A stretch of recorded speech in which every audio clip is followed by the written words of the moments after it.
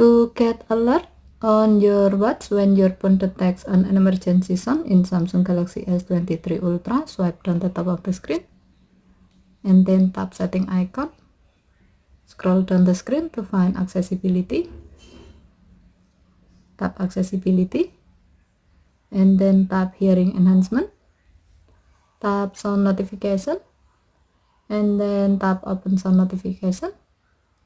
Next, tap setting icon at the top right. Under preferences section, tap ways to be notified.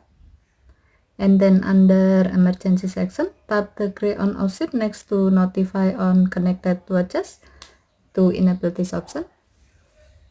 When the switch turns blue, it means that this option is on and you will get notification on your watch that is connected to your phone when your phone detects an emergency sound such as smoke alarm, fire alarms, and else while the sound notification feature is on.